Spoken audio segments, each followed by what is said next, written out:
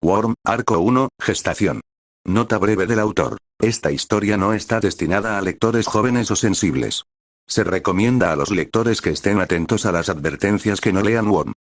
Gestación 1.1. La clase terminó en 5 minutos y lo único que podía pensar era, 1 hora es demasiado tiempo para el almuerzo. Desde el comienzo del semestre, había estado esperando con ansias la parte de la clase de asuntos mundiales del señor Cladley en la que comenzaríamos a hablar sobre las capas. Ahora que finalmente había llegado, no podía concentrarme. Me movía nerviosamente, mi bolígrafo se movía de una mano a otra, dando golpecitos o dibujando distraídamente alguna figura en la esquina de la página para unirse a los otros garabatos. Mis ojos también estaban inquietos, yendo del reloj sobre la puerta al señor Cladley de vuelta al reloj. No estaba captando suficiente de su lección para seguirla. 20 minutos para las 12. Faltaban 5 minutos para que terminara la clase. Estaba animado, claramente entusiasmado con lo que estaba diciendo y, por una vez, la clase lo escuchaba. Era el tipo de profesor que intentaba ser amigo de sus alumnos, del tipo que se hacía llamar señor G en lugar de señor Cladley. Le gustaba terminar la clase un poco antes de lo habitual y charlar con los chicos populares. Daba mucho trabajo en grupo para que los demás pudieran pasar el rato con sus amigos en clase y tenía tareas divertidas como juicios simulados. Me pareció uno de los chicos populares que se había convertido en profesor. Probablemente pensaba que era el favorito de todos. Me pregunté cómo reaccionaría si escuchara mi opinión sobre el tema. ¿Destrozaría su propia imagen o le restaría importancia como una anomalía de la chica triste que nunca hablaba en clase? Miré por encima del hombro. Madison Clemens estaba sentada 2 filas a mi izquierda y 2 asientos más atrás. Ella me vio mirándole y sonrió con sorna, entrecerrando los ojos, y yo bajé la vista hacia mi cuaderno. Traté de ignorar la sensación desagradable y amarga que se apoderó de mi estómago. Mira el reloj. Las 11:43. Déjenme terminar aquí, dijo el señor Cladley. Lo siento, chicos, pero hay tarea para el fin de semana. Piensen en las capas y en cómo han impactado al mundo que los rodea. Hagan una lista si quieren, pero no es obligatorio. El lunes nos dividiremos en grupos de 4 y veremos qué grupo tiene la mejor lista. Compraré golosinas para el grupo ganador en la máquina expendedora. Se oyeron una serie de ovaciones, seguidas de un caos ruidoso en el aula. El aula se llenó de sonidos de carpetas al cerrarse, libros de texto y cuadernos al cerrarse de golpe, sillas chirriando sobre baldosas baratas y el rugido sordo de una conversación que comenzaba. Un grupo de los miembros más sociables de la clase se reunió alrededor del señor Cladley para charlar. Yo guardé mis libros y me quedé callada. No había escrito casi nada. Había garabatos esparcidos por toda la página y números en los márgenes, donde había contado los minutos que faltaban para el almuerzo, como si estuviera controlando el cronómetro de una bomba. Madison estaba hablando con sus amigas. Era popular, pero no hermosa como lo eran las típicas chicas populares de la televisión. En cambio, era adorable. Menuda. Realzaba la imagen con broches de color de azul cielo en su pelo castaño hasta los hombros y una actitud tierna. Madison llevaba un top sin tirantes y una falda vaquera, lo que me pareció absolutamente estúpido, teniendo en cuenta que todavía era bastante temprano en la primavera y podíamos ver nuestro aliento por las mañanas. No estaba precisamente en posición de criticarla. A los chicos les gustaba y tenía amigos, mientras que yo no podía decir lo mismo. El único rasgo femenino que tenía a mi favor era mi pelo oscuro y rizado, que había dejado crecer. La ropa que vestía no dejaba ver la piel y no me adornaba con colores brillantes como un pájaro que muestra su plumaje. A los chicos les gustaba, creo, porque era atractiva sin ser intimidante. Si supieran. La campana sonó con un cadencioso ding-dong y fui la primera en salir por la puerta. No corrí, pero me moví a un ritmo decente mientras subía las escaleras hacia el 3er piso y me dirigí al baño de mujeres. Ya había media docena de chicas allí, lo que significaba que tenía que esperar a que se desocupara un cubículo. Observé nerviosa la puerta del baño, sintiendo que se me encogía el corazón cada vez que alguien entraba en la habitación. En cuanto hubo un cubículo libre, entré y cerré la puerta con llave. Me apoyé en la pared y exhalé lentamente. No fue exactamente un suspiro de alivio. El alivio implicaba que te sentías mejor. Yo no me sentiría mejor hasta que llegara a casa. No, solo me sentía menos incómoda. Pasaron unos 5 minutos hasta que el ruido de los demás en el baño se detuvo. Un vistazo por debajo de las mamparas me permitió ver que no había nadie más en los otros cubículos. Me senté en la tapa del inodoro y tomé mi almuerzo para empezar a comer. Almorzar en el baño era ahora una rutina. Todos los días de escuela, terminaba mi almuerzo en la bolsa de papel, luego hacía los deberes o leía un libro hasta que terminaba la hora del almuerzo. El único libro en mi mochila que no había leído todavía se llamaba Triunvirato, una biografía de los 3 miembros principales del protectorado. Estaba pensando en dedicar todo el tiempo que pudiera a la tarea del señor Cladley antes de leer, porque no estaba disfrutando el libro. Las biografías no eran lo mío, y especialmente no lo eran cuando sospechaba que todo era inventado. Cualquiera que fuera mi plan, ni siquiera tuve la oportunidad de terminar mi pan de pita. La puerta del baño se abrió de golpe. Me quedé paralizada.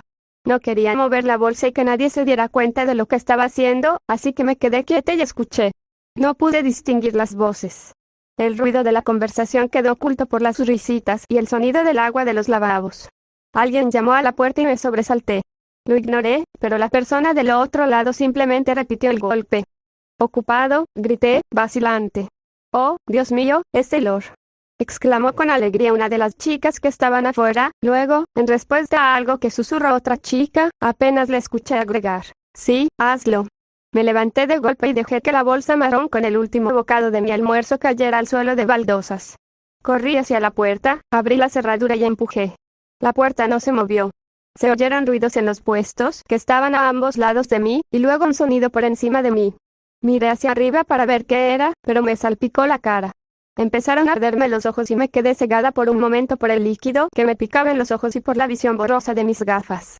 Podía sentir su sabor cuando me corrió por la nariz y la boca. Era jugo de arándanos. No se detuvieron allí. Logré quitarme las gafas justo a tiempo para ver a Madison y Sofía inclinadas sobre el borde del puesto, cada una de ellas con botellas de plástico listas para usar. Me agaché y me protegí la cabeza con las manos justo antes de que vaciaran el contenido sobre mí. Me corrió por la nuca, me empapó la ropa, burbujeó al correr por mi pelo. Empujé la puerta de nuevo, pero la chica del otro lado estaba apoyada contra ella con su cuerpo. Si las chicas que me estaban sirviendo jugo y refresco eran Madison y Sofía, eso significaba que la chica del otro lado de la puerta era Emma, la líder del trío. Sintiendo un arrebato de ira al darme cuenta, empujé la puerta, golpeando con todo el peso de mi cuerpo contra ella. No logré nada y mis zapatos perdieron tracción en el piso resbaladizo por el jugo. Caí de rodillas en el charco de jugo. Botellas de plástico vacías con etiquetas de jugo de uva y arándano cayeron al suelo a mi alrededor. Una botella de refresco de naranja rebotó en mi hombro y cayó en el charco antes de rodar debajo de la mampara y caer en el siguiente puesto. El olor de las bebidas afrutadas y los refrescos era empalagosamente dulce. La puerta se abrió de golpe y miré a las 3 chicas, Madison, Sofía y Emma. Mientras que Madison era bonita y tardía, Sofía y Emma eran el tipo de chicas que encajaban en la imagen de reina del baile. Sofía era de piel oscura, con una complexión delgada y atlética que había desarrollado como corredora en el equipo de atletismo de la escuela. Emma, pelirroja, en contraste, tenía todas las curvas que los chicos querían. Era lo suficientemente atractiva como para conseguir trabajos ocasionales como modelo amateur para los catálogos que publicaban los grandes almacenes y centros comerciales locales. Las 3 se reían como si fuera la cosa más divertida del mundo, pero los sonidos de su diversión apenas me llegaban.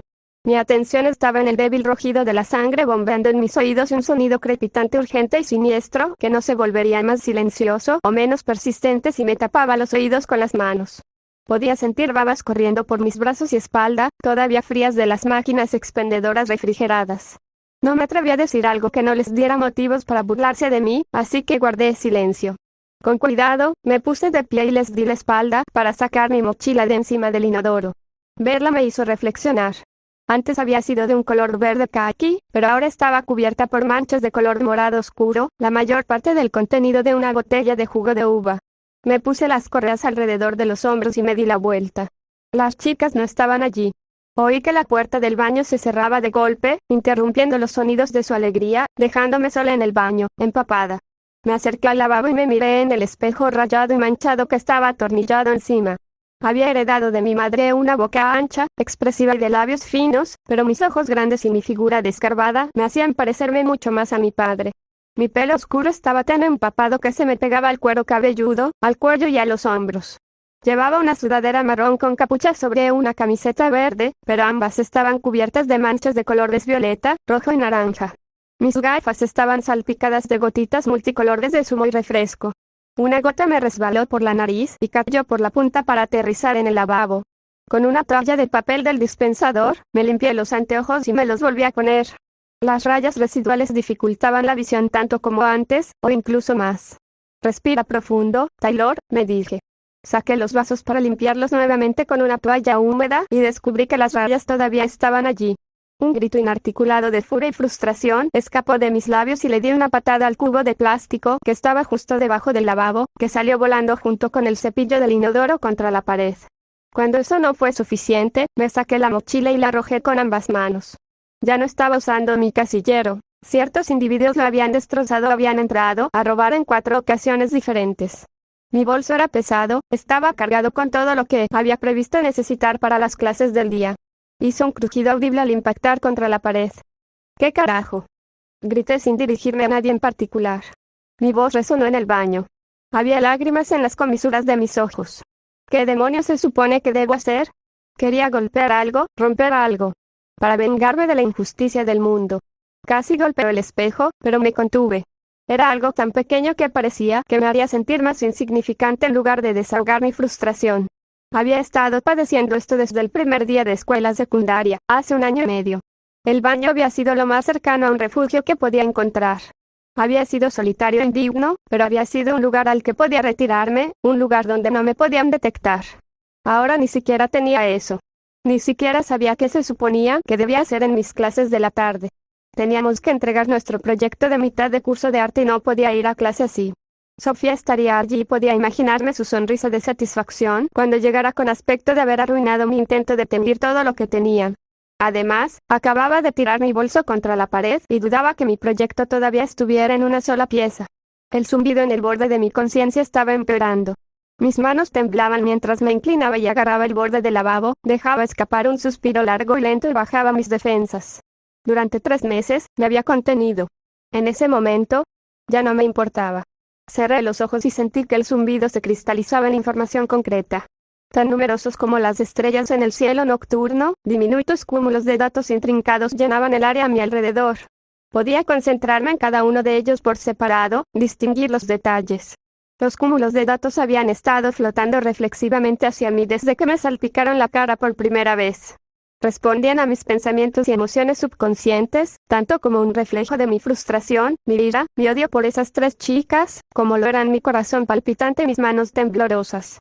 Podía hacer que se detuvieran o hacer que se movieran casi sin pensar en ello, de la misma manera que podía levantar un brazo o mover un dedo. Abrí los ojos. Sentía la adrenalina recorriendo mi cuerpo y la sangre corriendo por mis venas. Temblé en respuesta a los refrescos y jugos helados que el trío me había vertido, con anticipación y un poco de miedo. En cada superficie del baño había insectos, moscas, hormigas, arañas, 100 pies, 1000 pies, tijeretas, escarabajos, avispas y abejas. Con cada segundo que pasaba, más insectos entraban por la ventana abierta en las diversas aberturas del baño, moviéndose a una velocidad sorprendente.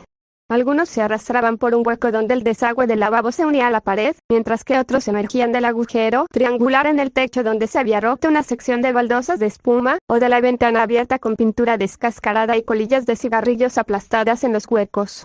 Se reunieron a mi alrededor y se extendieron por todas las superficies disponibles. Primitivos haces de señales y respuestas, esperando más instrucciones.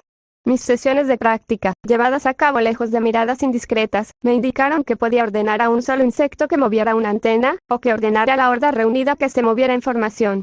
Con un solo pensamiento, podía distinguir un grupo, una madurez o una especie en particular de este revoltijo y dirigirlos como quisiera. Un ejército de soldados bajo mi completo control. Sería muy fácil simplemente ponerme a la defensiva con la escuela. Darles a los 3 lo que se merecían y hacer que se arrepintieran de todo lo que me habían hecho pasar. Los correos electrónicos maliciosos, la basura que habían volcado sobre mi escritorio, la flauta de mi madre, que habían robado de mi casillero. Y no eran solo ellos.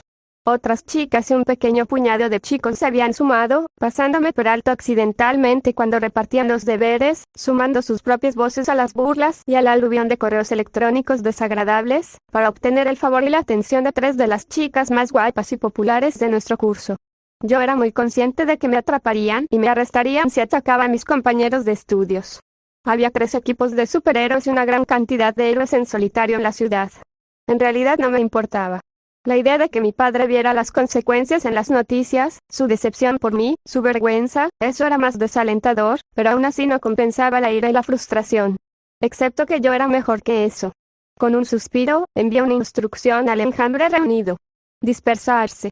La palabra no era tan importante como la idea detrás de ella. Comenzaron a salir de la habitación, desapareciendo en las grietas de las baldosas y a través de la ventana abierta. Caminé hacia la puerta y me quedé de espaldas a ella para que nadie pudiera tropezar con la escena antes de que todos los insectos se fueran. Por mucho que lo deseara, no podía hacerlo. Aunque temblaba de humillación, logré convencerme de tomar mi mochila y caminar por el pasillo. Salí de la escuela, ignorando las miradas y las risas de todos los que pasaban por mi lado, y tomé el primer autobús que se dirigía hacia mi casa. El frío de principios de primavera agravó la incomodidad de mi cabello y ropa empapados, haciéndome temblar. Iba a ser un superhéroe. Ese era el objetivo que utilizaba para calmarme en momentos como esos. Era lo que utilizaba para levantarme de la cama un día de escuela. Era un sueño loco que hacía que las cosas fueran tolerables. Era algo que esperaba con ilusión, algo por lo que trabajar. Me permitía no pensar demasiado en el hecho. Gestación 1.2. En el viaje en autobús a casa, pensé en Emma. Para un observador externo, creo que es fácil trivializar la importancia de una mejor amiga, pero cuando eres una niña, no hay nadie más importante. Emma había sido mi mejor amiga desde el primer grado hasta la escuela secundaria. No nos había bastado con pasar tiempo juntas en la escuela, así que nos habíamos turnado para quedarnos en las casas de cada una cada fin de semana. Recuerdo que mi madre decía que éramos tan cercanas que prácticamente éramos hermanas. Una amistad tan profunda y íntima. No en el sentido grosero, sino en el sentido de compartir sin tapujos todas las vulnerabilidades y debilidades. Entonces, cuando regresé del campamento de naturaleza, apenas una semana antes de que comenzara nuestro primer año en la escuela secundaria, descubrir que ella no me hablaba, que llamaba a Sofía su mejor amiga, descubrir que ahora estaba usando todos esos secretos y vulnerabilidades que había compartido con ella para herirme de las formas más crueles que se le ocurrieron, fue devastador. No hay mejor manera de decirlo. No queriendo pensar más en ello, volví mi atención a mi mochila, la puse en el asiento a mi lado y clasifiqué su contenido. El jugo de uva la había manchado, y tenía la sospecha de que tendría que comprar una nueva. La había comprado hacía apenas 4 meses, después de que me robaran la vieja de mi casillero, y solo había costado $12, así que no era un gran problema. El hecho de que mis cuadernos, libros de texto y las 2 novelas que había metido en mi bolso estuvieran mojados con jugo de uva era más preocupante. Sospeché que la chica que había estado sosteniendo el jugo de uva había apuntado a la parte superior, abierta de mi bolso mientras lo vertía. Noté la destrucción de mi proyecto de arte. La caja en la que lo había puesto estaba derrumbada por un lado. Esa parte era culpa mía. Se me cayó el alma a los pies cuando encontré el cuaderno de tapa dura con motas blancas y negras. La esquina del papel estaba empapada y hasta un cuarto de cada página estaba manchada de violeta. La tinta se había diluido y las páginas ya se estaban ondulando. Ese cuaderno había sido, mis notas y mi diario para mi carrera de héroe. Las pruebas y el entrenamiento que había hecho con mis poderes, páginas de ideas de nombres tachadas, incluso las medidas que estaba usando para mi disfraz en progreso. Después de que Emma, Madison y Sofía robaran mi última mochila y la arrojaran a un cesto de basura, me di cuenta del gran peligro que era tener todo escrito de esa manera. Había copiado todo en un cuaderno nuevo con un código simple y lo había escrito de abajo arriba. Ahora ese cuaderno estaba estropeado, y estaba pensando en tener que copiar unas 200 páginas de escritura detallada en un cuaderno nuevo si quería preservar la información. Si es que podía recordar lo que había en todas las páginas arruinadas. El autobús se detuvo en la cuadra de mi casa y me bajé, tratando de ignorar las miradas. A pesar de las miradas boquiabiertas, de saber que mi cuaderno estaba arruinado y de mi nerviosismo general por faltar a clases de la tarde sin permiso, me sentí mejor a medida que me acercaba a casa. Me sentí mucho mejor al saber que podía bajar la guardia, dejar de mirarme las espaldas y que podía tomarme un descanso, de preguntarme cuándo ocurriría el próximo incidente. Entré a la casa y me dirigí directamente a la ducha, sin siquiera quitarme la mochila ni los zapatos hasta que estuve en el baño. Me quedé bajo el chorro de agua con la ropa en el suelo de la bañera, esperando que el agua ayudara a sacar lo peor del jugo. Reflexioné. No sé quién lo dijo, pero en un momento dado me había topado con esta idea de tomar algo negativo y convertirlo en algo positivo. Traté de tomar los acontecimientos del día y darles la vuelta en mi cabeza, para ver si podía encontrarles un giro más positivo. Bueno, lo primero que me vino a la mente fue otra razón más para matar al trío. No era un pensamiento serio. Estaba enfadado, pero no era como si fuera a matarlos de verdad. De alguna manera, sospechaba que me haría daño a mí mismo antes de hacerles daño a ellos. Me sentía humillado, frustrado, cabreado y siempre tenía un arma disponible, mi poder. Era como tener una pistola cargada en la mano en todo momento. Excepto que mi poder no era tan grande, así que tal vez era más como tener una pistola eléctrica. Era difícil no pensar en usarla cuando las cosas se ponían realmente mal. Aún así, no creía tener ese instinto asesino en mí. No, me dije, obligándome a volver al tema del pensamiento positivo. ¿Había alguna ventaja? Proyecto de arte arruinado, ropa probablemente irrecuperable, necesidad de una nueva mochila, cuaderno. De alguna manera, mi mente se concentró en esa última parte. Cerré la ducha y me sequé con una toalla, pensando. Me envolví en ella y, en lugar de ir a mi habitación a vestirme, puse la ropa mojada en un cesto de ropa sucia, agarré mi mochila y bajé las escaleras, atravesé la cocina y entré al sótano. Mi casa es vieja y el sótano nunca fue renovado. Las paredes y el piso son de cemento y el techo tenía tablas y cables eléctricos a la vista. La caldera solía funcionar con carbón y todavía había un viejo conducto de carbón, de 2 pies por 2 pies, por donde solían pasar los camiones de carbón para descargar el suministro de carbón del invierno para calentar la casa. El conducto estaba tapiado, pero cuando estaba copiando mi cuaderno de superpoderes original en código, había decidido ir a lo seguro en todos los aspectos y comenzar a ser creativo con mi privacidad. Fue entonces cuando comencé a usarlo. Saqué un tornillo y saqué el panel de madera cuadrado con la pintura blanca descascarada que cubría el extremo inferior del conducto de carbón. Saqué una bolsa de gimnasio del interior y volví a colocar el panel en su lugar sin volver a atornillarlo. Vacié el contenido de la bolsa de deporte en el banco de trabajo en desuso que el dueño anterior de la casa había dejado en nuestro sótano, luego abrí las ventanas que estaban al mismo nivel que la entrada y el jardín delantero. Cerré los ojos y pasé un minuto ejercitando mi poder. Sin embargo, no estaba atrapando a todos los bichos raros en un radio de 2 cuadras. Estaba siendo selectivo y estaba reuniendo bastantes. Tardaría un poco en llegar. Los insectos podían moverse más rápido de lo que uno pensaba cuando se movían en línea recta con un propósito, pero aún así, 2 bloques eran mucho terreno para que algo tan pequeño pudiera cubrirlo. Me ocupé de abrir la bolsa y ordenar el contenido. Mi disfraz. Las primeras arañas empezaron a entrar por las ventanas abiertas y a congregarse en el banco de trabajo. Mi poder no me permitía saber los nombres oficiales de los insectos con los que estaba trabajando, pero cualquiera podía reconocer a las arañas que se arrastraban por la habitación. Eran viudas negras, una de las arañas más peligrosas que se podían encontrar en Estados Unidos. Su picadura podía ser letal, aunque normalmente no lo era, y tendían a morder con poca provocación. Incluso bajo mi completo control, me asustaban. A petición mía, las docenas y docenas de arañas se colocaron en el banco de trabajo y empezaron a trazar líneas de telaraña, superponiéndolas unas a otras y tejiéndolas para formar una sola obra. Hace 3 meses, después de haberme recuperado de la manifestación de mis poderes, comencé a prepararme para la meta que me había propuesto. Había implicado una rutina de ejercicios, entrenar mi poder, investigar y preparar mi disfraz. Los disfraces eran más difíciles de lo que uno podría pensar. Mientras que los miembros de los equipos oficiales seguramente tenían fuentes para ese tipo de cosas, el resto de nosotros teníamos que comprar disfraces, armarlos poco a poco con cosas compradas en tiendas o hacerlos desde cero. Cada opción tenía sus problemas. Si comprabas un disfraz en línea, corrías el riesgo de que te rastrearan, lo que podría revelar tu identidad secreta antes de que te pusieras el disfraz. Podías armar un disfraz con cosas compradas en tiendas, pero muy pocas personas podían hacerlo y verse bien. La opción final, armar un disfraz tú mismo, era un montón de trabajo y podías encontrarte con los problemas de las 2 opciones anteriores, ser rastreado o terminar con un disfraz patético, dependiendo de dónde consiguieras los materiales y cómo lo hicieras. En la segunda semana después de haber descubierto mis poderes, cuando todavía no estaba completamente seguro de lo que estaba pasando, me encontré con un segmento en Discovery Channel sobre un traje que estaba hecho para resistir ataques de osos. Ese segmento hablaba de cómo el traje estaba hecho de seda de araña sintética, lo que había inspirado este proyecto en particular. ¿Por qué usar seda sintética cuando se puede producir con la real? Bueno, había sido más difícil que eso. No funcionaba cualquier araña, y las propias arañas viudas negras eran difíciles de encontrar.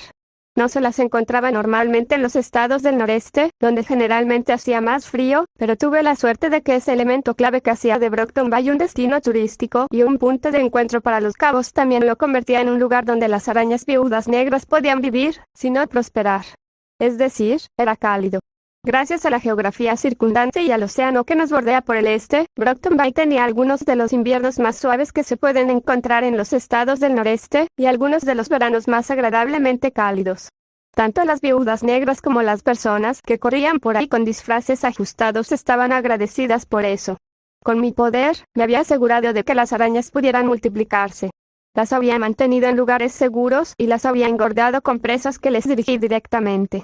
Había activado ese interruptor mental que les decía que se reprodujeran y pusieran huevos como si fuera verano, había alimentado con más presas a los cientos de crías que habían resultado y había ganado innumerables hilanderos de disfraces por mi esfuerzo.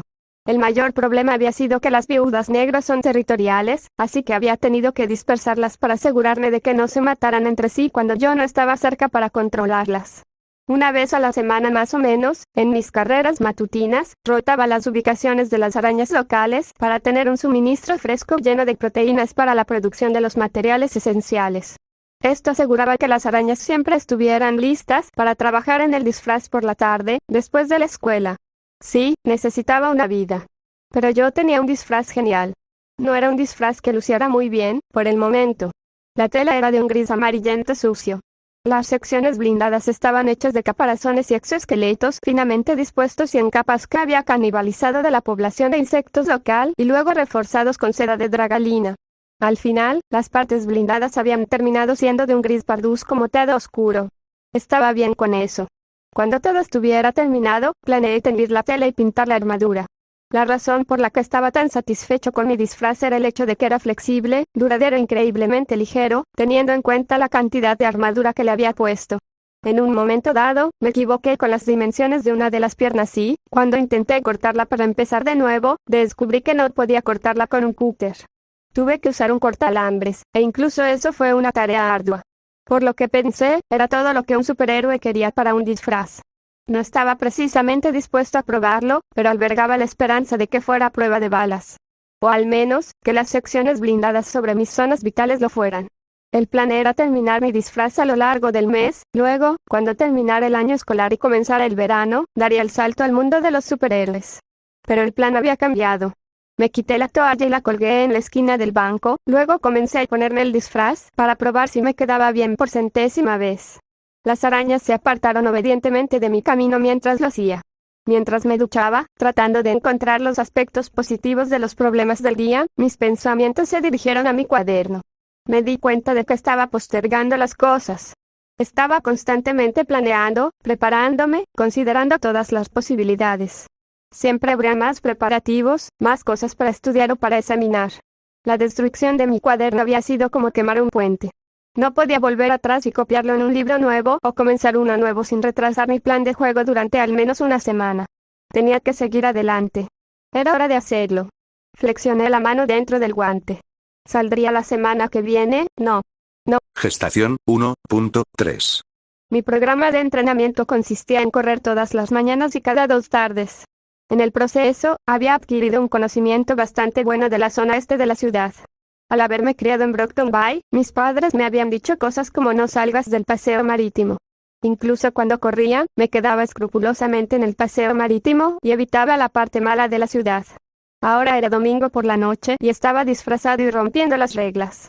Había teñido y pintado el disfraz el viernes, compré piezas temporales para el disfraz, el cinturón, las correas para la máscara y las lentes, el sábado y terminé los detalles más necesarios durante el transcurso de mi tarde de domingo antes de salir por la noche.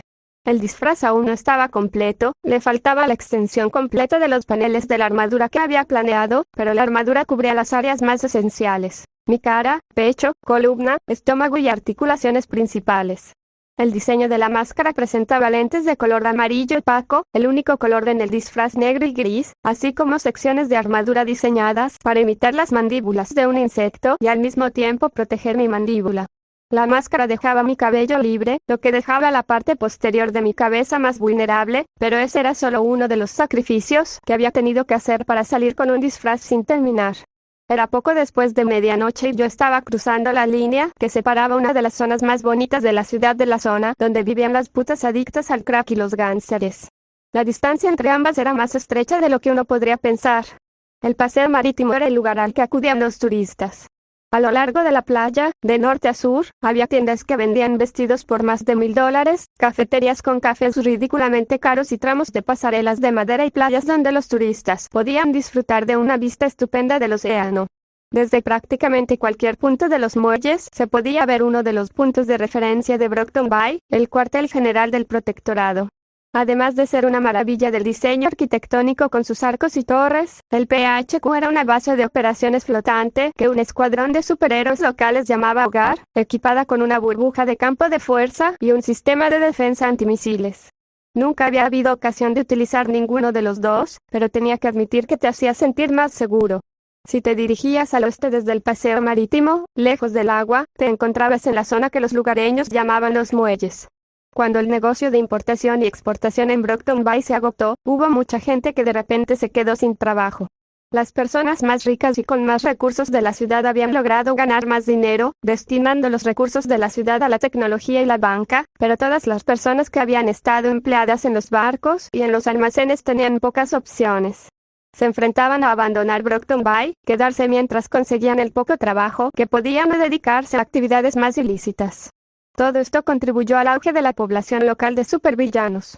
El potencial de grandes sumas de dinero, junto con la cantidad de matones y secuaces ansiosos por complacer, hicieron que la ciudad fuera la elegida por los villanos a finales de los años 90. La presencia de los héroes tardó unos años en establecerse y organizarse, pero lo hicieron y ahora había algo así como un equilibrio.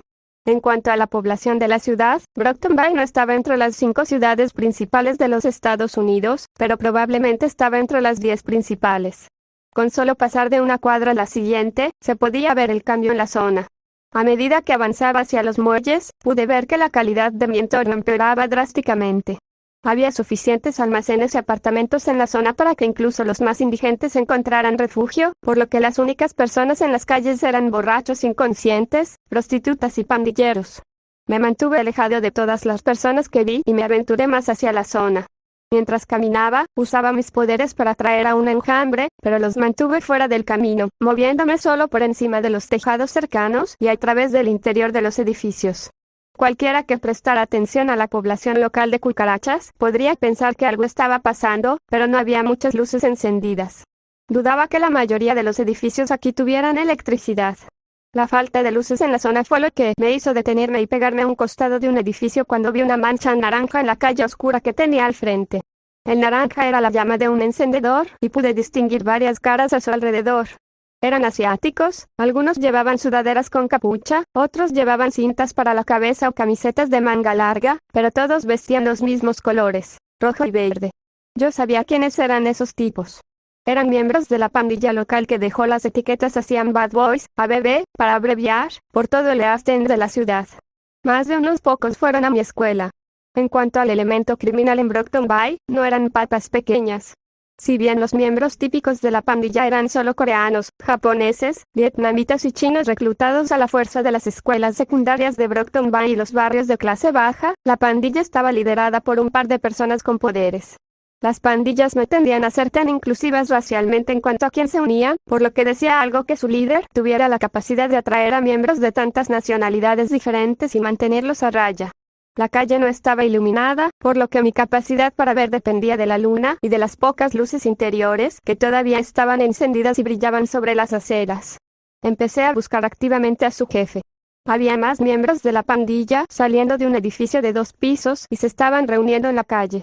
Tampoco tenían la atmósfera de gente que simplemente estaba pasando el rato.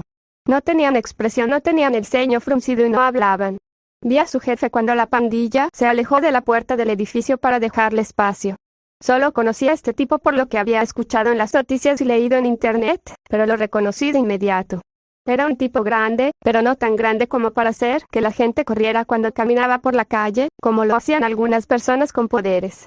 Sin embargo, medía un poco más de 6 pies, lo que lo colocaba muy por encima de la mayoría de los miembros de la pandilla. Tenía una máscara de metal adornada sobre su rostro y no llevaba camisa, a pesar del frío.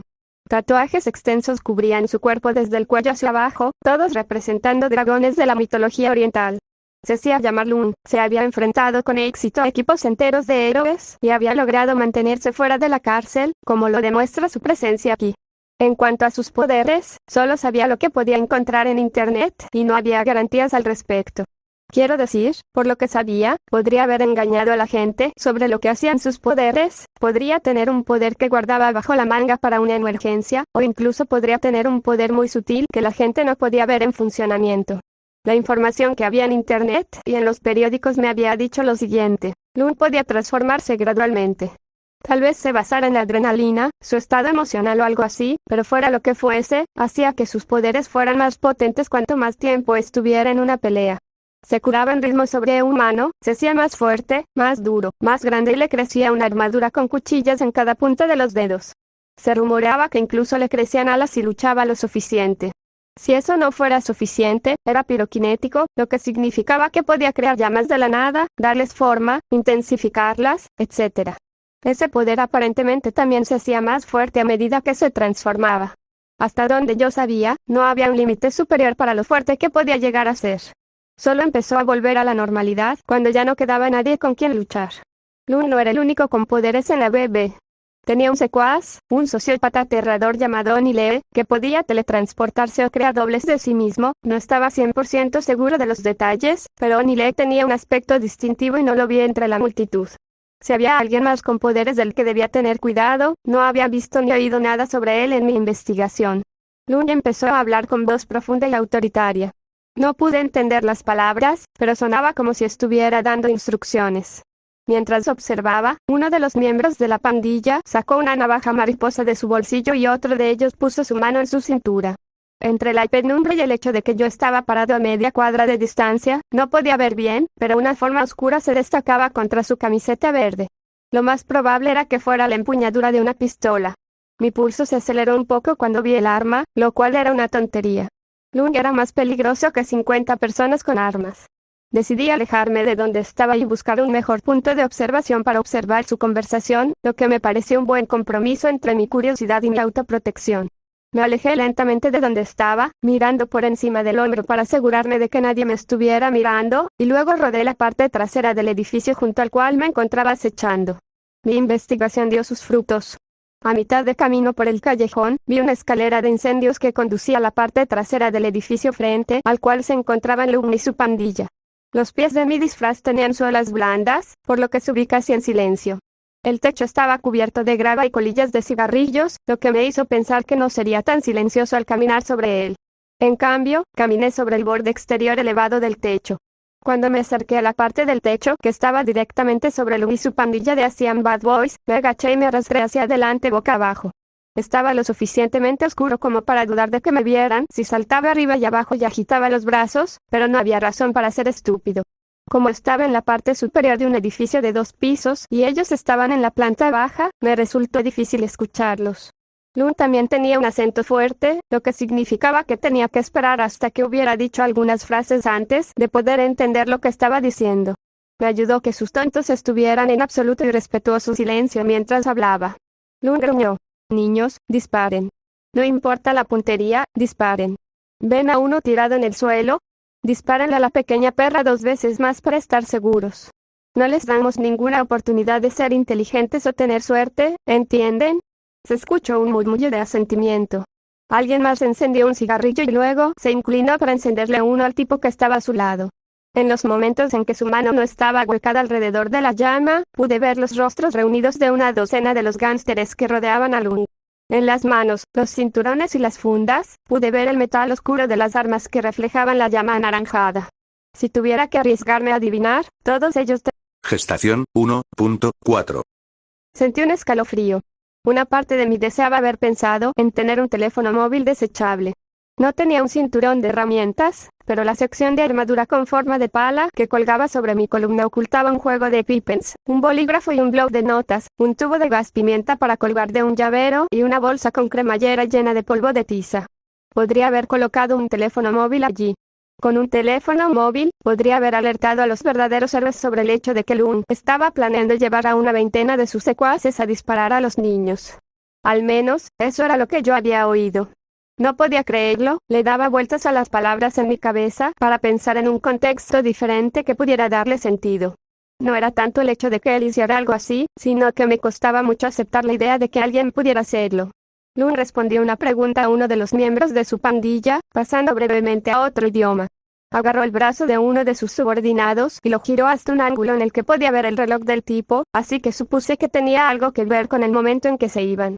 El miembro de la pandilla al que le habían torcido el brazo hizo una mueca de dolor cuando Lung lo soltó, pero no se quejó. ¿Qué se suponía que debía hacer? Dudaba que pudiera encontrar algún lugar en los muelles que estuviera dispuesto a dejarme entrar para usar su teléfono.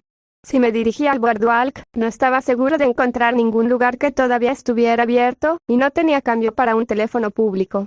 Ese era otro descuido que tendría que corregir para la próxima vez que saliera. Teléfono móvil, cambio de repuesto. Un coche se detuvo y otros 3 tipos vestidos con los colores de las pandillas se bajaron y se unieron a la multitud. Poco después, el grupo, 20 o 25 en total, comenzó a caminar hacia el norte, pasando por debajo de mí mientras caminaban por la calle. No tenía tiempo para considerar mis opciones. Por mucho que no quisiera enfrentarlo, solo había una opción de la que no podía arrepentirme. Cerré los ojos y me concentré en todos los insectos del vecindario, incluido el enjambre considerable que había reunido en el camino hacia los muelles. Tomé el control de cada uno de ellos. Ataque. Estaba tan oscuro que solo podía saber dónde estaba el enjambre con mi poder. Eso significaba que ni siquiera podía ignorarlo si quería tener alguna idea de lo que estaba pasando. Mi cerebro estaba lleno de horrendas cantidades de información, mientras percibía cada mordedura, cada picadura. Mientras los miles de insectos y arácnidos pululaban sobre y alrededor del grupo, casi podía ver los contornos de cada persona, solo percibiendo las formas de las superficies por las que se arrastraban los insectos o las áreas que no ocupaban las alimañas. Me concentré en mantener a raya a los tipos más venenosos por el momento. No necesitaba que ningún matón alérgico sufriera un shock anafiláctico por una picadura de abeja o complicaciones graves por la picadura de una araña reclusa parda. Sentí el fuego a través del enjambre antes de darme cuenta de lo que estaba viendo con mis ojos. Mi poder me dijo que los insectos habían reconocido el calor, pero ni siquiera tuve tiempo de dedicar un pensamiento consciente para bloquear los instintos que el fuego puso en marcha antes de que se produjera el daño. Los procesos de pensamiento primitivos de mis insectos se redujeron a impulsos confusos de huir y perseguir alternativamente el calor y la luz que tan a menudo usaban para orientarse. Muchos insectos murieron o quedaron lisiados por el calor. Desde mi posición privilegiada, pude ver a Lung lanzando chorros de fuego de sus manos, dirigiéndolos hacia el cielo. Reprimí una carcajada, sintiéndome embriagado por la adrenalina. ¿Era eso todo lo que podía hacer? Ordené al enjambre que se reuniera, de modo que aquellos que no estaban ya mordiendo y picando estuvieran en medio de la banda. Si quería volver sus llamas contra el enjambre, tendría que prender fuego a su propia gente. El aire caliente y los olores me dieron suficiente información, a través de mis insectos, para saber dónde estaba Lung entre la multitud. Respiré profundamente y luego envié a las reservas. Tomé una parte de los tipos venenosos que había mantenido a raya y los dirigí hacia Lung.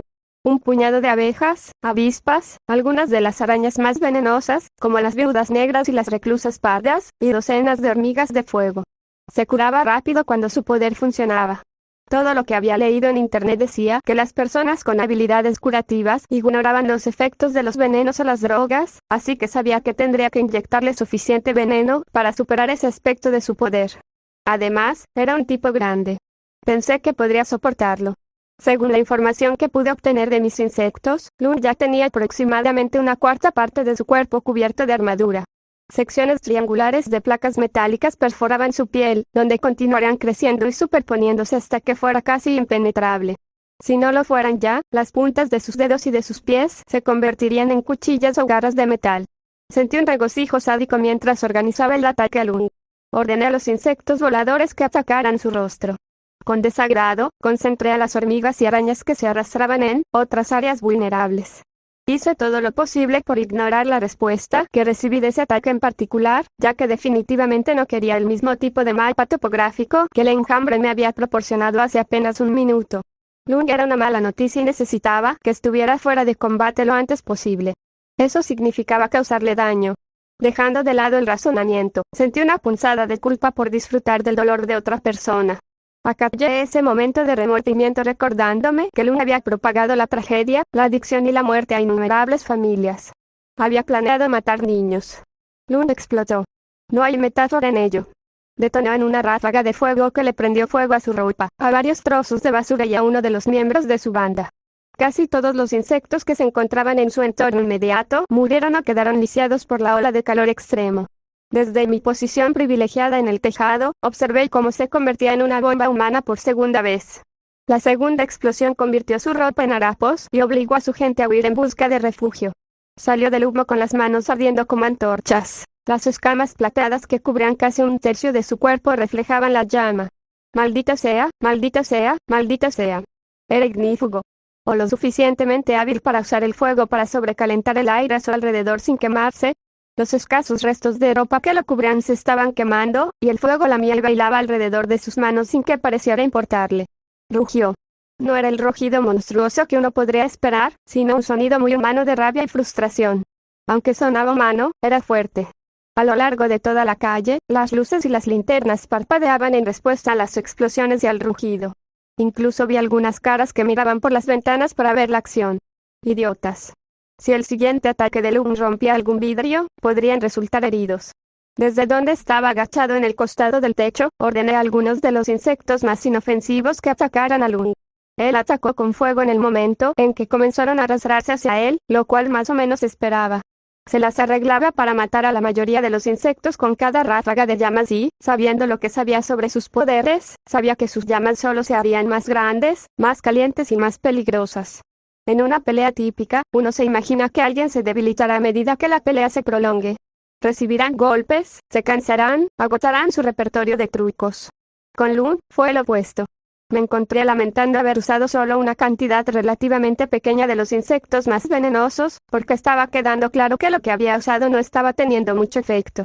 Él no tenía idea de dónde estaba, así que pensé que todavía tenía la ventaja, pero mis opciones y la cantidad de insectos en mi enjambre se estaban agotando. A pesar de mi alegría anterior, ya no estaba seguro de poder ganar esto. Sisé entre dientes, muy consciente de que el tiempo se acababa. En poco tiempo, Lung prendería fuego a la manzana de la ciudad, se volvería inmune a las mordeduras y picaduras en general, o destruiría todo mi enjambre. Tenía que ser creativo. Tenía que ser más cruel. Centré mi atención en una avispa solitaria y la hice volar alrededor de la espalda de Lung, hasta detrás de su cabeza, y luego hizo que diera vueltas alrededor de su rostro y se dirigiera directamente a su globo ocular. La avispa le tocó la pestaña y el parpadeo antes de que pudiera alcanzar el objetivo. Como consecuencia, el aguijón solo se hundió en su párpado, lo que provocó otra explosión de fuego y un grito de rabia. De nuevo, pensé. Esta vez, una abeja. No estaba segura de si al final conseguiría párpados blindados, pero tal vez podría usar las picaduras para hacer que sus ojos se hincharan y se cerraran. No podría luchar si no podía ver. Esta vez, la abeja acertó y hundió su aguijón en el globo ocular de Lung. Me sorprendió que no se clavara ni matara a la abeja, así que volví a hacer que la abeja picase y, esta vez, las púas le permitieron clavarse en la piel del rabillo del ojo, al costado de la nariz. La abeja murió esta vez, dejando algunos órganos diminutos y una bolsa de veneno colgando del aguijón. Esperaba que explotara de nuevo, pero no lo hizo. En cambio, se prendió fuego de pies a cabeza. Esperé un momento, preparada para atacar con la siguiente avispa, que atacaría en el momento en que bajara la guardia, pero a medida que pasaban los segundos, me di cuenta de que no planeaba extinguirse. Mi corazón se hundió. Seguramente estaba consumiendo todo el oxígeno que había a su alrededor. ¿No necesitaba respirar? ¿Cuál demonios era la fuente de combustible para su fuego? De pie en la calle, se dio la vuelta, buscándome, con las llamas que lamían y rodaban sobre su cuerpo, arrojando luz donde solo había penumbra. De repente, se encorvó. Me pregunté si, o eso esperaba, las diversas toxinas y venenos en su sistema habían hecho el truco. Entonces su espalda se abrió en dos. Un hueco de aspecto carnoso apareció a lo largo de su columna vertebral, seguido de una erupción de largas escamas metálicas a lo largo de todo el hueco. Después de erizarse durante unos momentos, las escamas quedaron planas como fichas de dominó cayendo. Se puso de pie y se estiró, y podría jurar que era un pie más alto, ahora con una columna vertebral blindada. Todavía en llamas, de la cabeza a los pies. Si el hecho de que estuvieran constantemente en llamas había inclinado la balanza de la lucha hacia la inutilidad, ver a Lung crecer y verse más fuerte que nunca me había llevado al punto de asustarme. Empecé a pensar en una estrategia de salida. Racionalmente, pensé, los hombres de Lung estaban dispersos por los cuatro vientos y probablemente estaban en bastante mal estado. Fuera lo que fuese lo que Lung había estado planeando para esta noche, lo más probable era que no fuera capaz de llevar a cabo los planes que había tenido después de este debacle. Había logrado más o menos lo que necesitaba y pensé que podía correr y encontrar una manera de contactar con el cuartel general por si acaso. Esa era la perspectiva racional. Dejando a un lado las justificaciones, lo único que quería era irme en ese momento. Si las cosas se prolongaban y yo me quedaba allí, había una posibilidad muy real de que Lung diera pruebas del rumor de que podía tener alas, y en ese momento me descubrirían con seguridad. De todos modos, en ese momento no podría vencer a Lung, lo que dejaba como única opción una retirada sin gracia. Lung me daba la espalda, así que me levanté lentamente. Me agaché y retrocedí hacia la escalera de incendios, observando atentamente a Lung mientras ponía un pie en la grava del techo. Como si hubiera sonado un disparo, Lung se dio la vuelta para mirarme. Uno de sus ojos era solo una línea brillante detrás de su máscara, pero el otro era como un orbe de metal fundido. Un rugido victorioso llenó el aire, menos humano que el grito que había emitido antes, y sentí una especie de resignación. Audición mejorada. El paquete de poderes que el bastardo. Gestación 1.5. No se aprecia debidamente lo que significa la fuerza sobrehumana hasta que se ve a alguien saltar desde la acera al segundo piso de un edificio al otro lado de la calle. No llegó hasta el techo, pero llegó a un punto que estaba a unas 3/4 partes del camino. No estaba seguro de cómo Lung evitó caerse, pero solo podía suponer que simplemente enterró las puntas de los dedos en el exterior del edificio. Oí un ruido y un crujido mientras ascendía y miré hacia mi única ruta de escape. No me hacía ilusiones sobre mi capacidad para bajar por la escalera de incendios antes de que Lung llegara a lo alto del techo y dedujera hacia dónde había escapado. Peor aún, en ese momento probablemente podría llegar antes que yo al nivel de la calle saltando desde el techo, o incluso dispararme fuego a través de los huecos del metal mientras estaba a mitad de camino. La ironía de que la escalera de incendios fuera todo lo contrario no se me escapó. Ojalá pudiera volar. En mi escuela me ofrecían la posibilidad de elegir entre química, biología y física, y ciencias básicas para los que no rindieran lo suficiente. Yo no había elegido física, pero estaba bastante segura de que, por mucho que pudiera reunir a muchos, saltar del tejado con un enjambre de insectos voladores, agarrándome sería tan ineficaz como los niños de 9 años, que quieren ser superhéroes y que saltan desde cornisas con sombrillas y sábanas.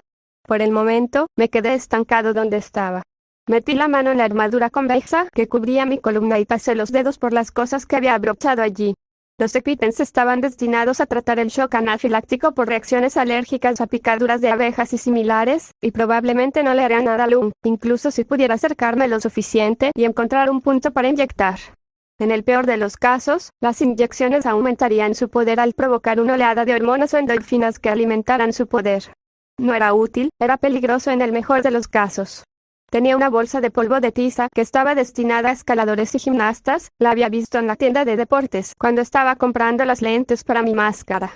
Tenía guantes y no pensé que necesitara la sequedad y la tracción adicional, pero se me ocurrió que podría ser útil para arrojarle a un enemigo invisible, y lo compré por capricho. En retrospectiva, había sido una compra un poco tonta, ya que mi poder me permitía encontrar enemigos como ese con mis insectos. Como herramienta contra Lung, no estaba seguro de si explotaría como el polvo normal al exponerlo a las llamas, pero el fuego no le hacía daño de todos modos. Olvídate de esa opción. Saqué de mi armadura el pequeño bote de gas pimienta. Era un tubo negro de 7 centímetros de largo, no mucho más grueso que un bolígrafo, con un gatillo y un seguro. Había sido un regalo de mi padre, después de que empecé a hacer mis trotes matutinos para entrenar. Me había advertido que variara mi ruta y me había dado el gas pimienta para protegerme, junto con una cadena para sujetarlo a la presilla de mi cinturón para que un atacante no pudiera tomarlo y usarlo contra mí. Como iba disfrazado, había optado por no llevar la cadena para moverme en silencio. Usando mi pulgar, quité el seguro y posicioné el tubo de modo que estuviera listo para disparar. Me agaché para convertirme en un objetivo más pequeño y esperé a que él se mostrara. Las manos de Lung, todavía en llamas, fueron lo primero que apareció, agarrando el borde del techo con tanta fuerza que doblaron el material que cubría el borde elevado del techo. Sus manos fueron seguidas rápidamente por su cabeza y torso mientras se levantaba. Parecía estar hecho de cuchillos o palas superpuestos, ardiendo de un amarillo anaranjado con la llama a baja temperatura. No se le veía piel y medía fácilmente entre 2 y 2,5 metros, a juzgar por la longitud de sus brazos y torso. Sus hombros solos medían 1 metro de ancho como mínimo. Incluso el único ojo que tenía abierto parecía metálico, un charco brillante de metal líquido al rojo vivo en forma de almendra. Apunté al ojo abierto, pero el chorro de agua salió disparado en un ángulo agudo y rozó su hombro. En el punto donde lo rozó, se encendió y se convirtió en una bola de fuego de corta duración. Juré en voz baja y manipulé torpemente el dispositivo. Mientras él acercaba la pierna al borde, ajusté el ángulo y volví a disparar. Esta vez, con un pequeño ajuste de puntería a mitad del disparo, le di en la cara. El chorro de agua encendido se deslizó por su cuerpo, pero el contenido siguió funcionando. Gritó, soltando el techo con una mano y agarrándose el costado de la cara, donde estaba su ojo bueno. Había sido en vano esperar que se resbalara y cayera. Me consideré afortunado de que, por más metálico que pareciera su rostro, todavía tenía partes vulnerables al agua. Lung se arrastró hasta el borde del techo. Le estaba haciendo daño, no podía hacer nada al respecto. Mis bichos estaban oficialmente inservibles, no quedaba nada en mi funda multiusos y me haría más daño a mí mismo que a Lung si lo atacaba. Tomé nota mental de buscar un cuchillo o un bastón que pudiera ocultar si lograba sobrevivir esto y corrí hacia la escalera de incendios. ¡Maldita sea!, gritó Lung. Le di la espalda y no pude verlo, pero el techo se iluminó brevemente antes de que la ola de llamas me golpeara por detrás. Perdí el equilibrio, patiné sobre la grava y golpeé el borde levantado del techo, justo al lado de la escalera de incendios. Me palpé el cuerpo frenéticamente. Mi disfraz no estaba en llamas, pero sí mi cabello. Rápidamente pasé mis manos por encima para asegurarme de que no se hubiera prendido fuego. Qué suerte que no se hubiera utilizado alquitrán en el techo, pensé. Me imaginaba las llamas incendiando el techo y lo poco que podría hacer si eso sucediera. Lung se puso de pie, lentamente, todavía cubriéndose parte del rostro con la mano. Caminaba con una ligera cojera mientras se acercaba a mí. A ciegas, lanzó una amplia ola de llamas que cubrió la mitad del techo. Me cubrí la cabeza con las manos y llevé las rodillas al pecho mientras el aire caliente y las llamas me azotaban.